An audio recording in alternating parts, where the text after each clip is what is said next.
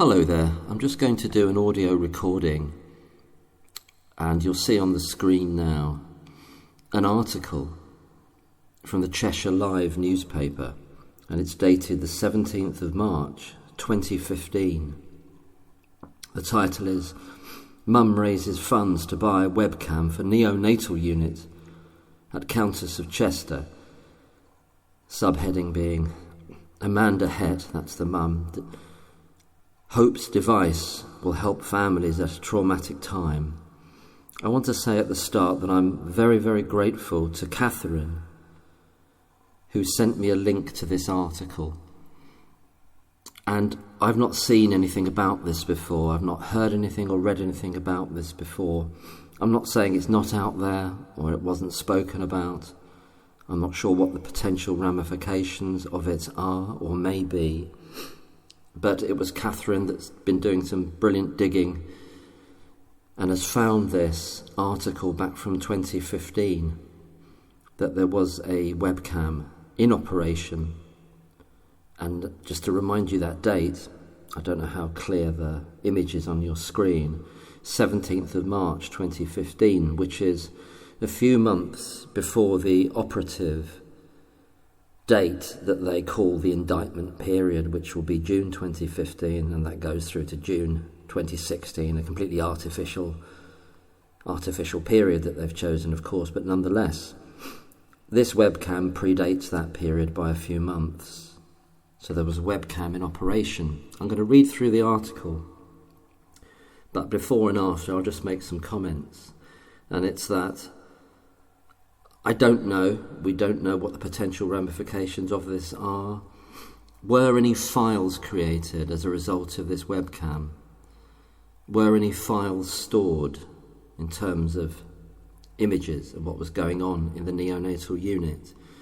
Were any files kept by the parents? Were any files kept?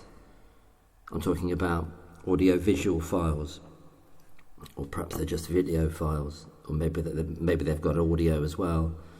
Were there any files kept in relation to any of the babies that end up on the charge sheet for Lucy Letby, with all those initials? Or indeed, were there any files kept in relation to any other baby there, whether they're on that charge sheet or not, over that period of time? Is there any imagery, if there are any files kept, showing who was in a particular room and when, with a date stamp potentially available? It's possible that there aren't any files, that nothing was kept. But I'm wondering if there are, and if there were, either kept by the parents potentially, or by the NHS, or available to request as an FOI. No, I'm sure they wouldn't give any of these files as an FOI request, but they may acknowledge whether there was or wasn't any files kept. Having said that, I don't trust the NHS to be honest in any of their FOI requests, in any of their responses to requests, I should say. I'm just going to read through this article now. And this is very interesting because you have a picture here which you can see on your screens of three people. The lady on the left with a cake there is Arian Lloyd Powell, who's one of the nursing managers there. She's been giving evidence quite recently at the Thirlwall inquiry. So that's Arian Powell there, with the lady Amanda Het, who has raised this money for the webcam, and her daughter Neve there. And you can see in the background, they're obviously in that neonatal unit, as was then in 2015. That's the unit where Lucy Letby worked before it was changed over and all those old rooms put out of commission effectively, and they were moved into new rooms at a certain point in time. We don't know the exact date, but perhaps after 2021 or 2020-2021. So I'm going to read through the article. A grateful mum has reached her target to raise enough money to purchase a webcam for a neonatal unit at the Countess of Chester Hospital. Amanda wanted to show her appreciation to the neonatal unit for looking after her and her daughter when she gave birth to Neve 8 weeks early in 2008. So that baby there, I'm just looking at so that's Neve in the picture there. In 2008, sorry. Yes, I'm just catching up with the dates here, what they mean. Obviously that's some 4 years, just under 4 years before Lucy Letby started working on the neonatal unit in very early January 2012. Amanda Hett, owner of the Little Cake Baker in Flint, that explains the cake perhaps, said Neve spent 7 weeks on the ward and is now a healthy 6-year-old. Thanks to the staff and their dedication, I wanted to give something back to the hospital. It's a nice thing for her to do. Amanda set to work baking cakes and setting up a series of cake sales to raise the £850 needed to purchase the webcam.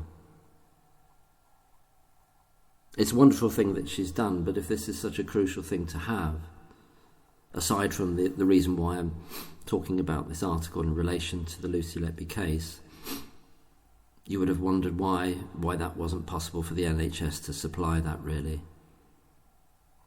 We're reading today in another article that I was sent by Andy, and I know this is a current article from the BBC 2024, which I'll link below in the description. This is a bit of a segue here, or a sidebar.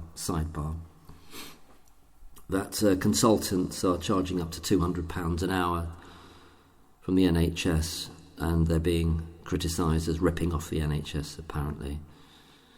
Anyway, that's a slightly other matter. So the £850 was raised by this lady. All the money was raised through the sales of the Little Cake Baker's Cakes. That's the name of the shop. And Amanda thanked everyone who purchased her creations, both privately and at the hospital, as every cake purchase helped to raise the full amount.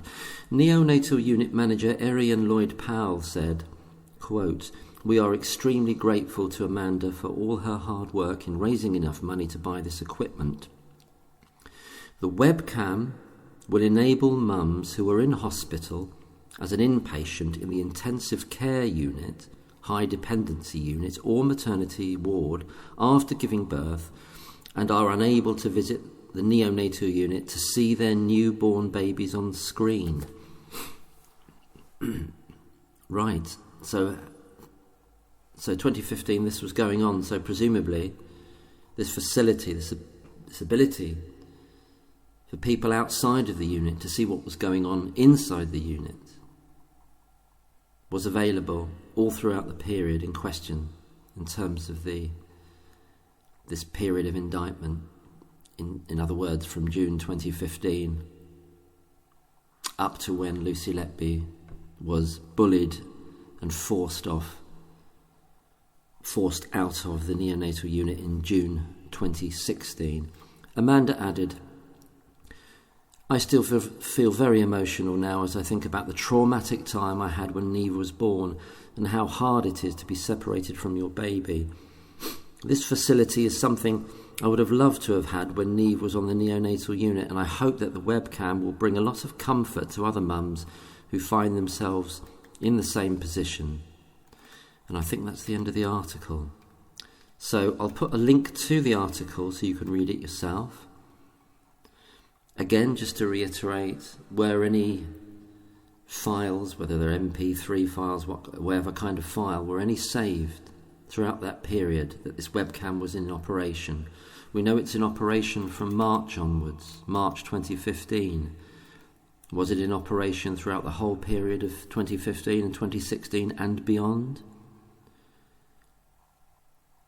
Was there an option for a mother to download a file? Were there, for whatever reason, the facility or the ability for the NHS to keep any files that went through that webcam and to save them? And if so, are they still available out there on certain dates with certain timestamps in relation to certain babies that are later deemed to have been harmed? Falsely, obviously, deliberately harmed, or for any other reason that could enlighten us about what was going on at particular times, on particular days, in relation to particular babies on that unit throughout 2015 and 2016.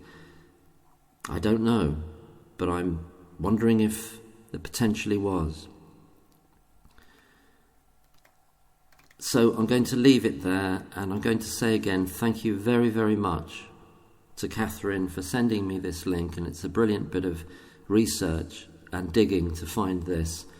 As I say, I've not heard anything about this before, this potential facility in that unit, for a live feed effectively to be viewable from outside the unit, potentially at any time, 24 hours a day, one would assume. I'm not saying that nothing has been written or said about it. I just haven't read or heard it, and I don't know if anyone else has. So thank you very much, Catherine, and I'm going to leave the recording there. And as I say, I'll put the link below. Primarily, the prime link for this, obviously, is this article, and I'll put the other link with regard to consultants ripping off the NHS with extremely high hourly rates, and one can only wonder whether the so-called gang of 7, because they're not just a gang of 4, they're a gang of 7, whether any or all of them have been doing such ripping off, have been engaging in such exploitative behaviour and charging obscene amounts for hourly rates. Thank you very much for listening. All the best, and have a good week ahead. Take care. Bye-bye.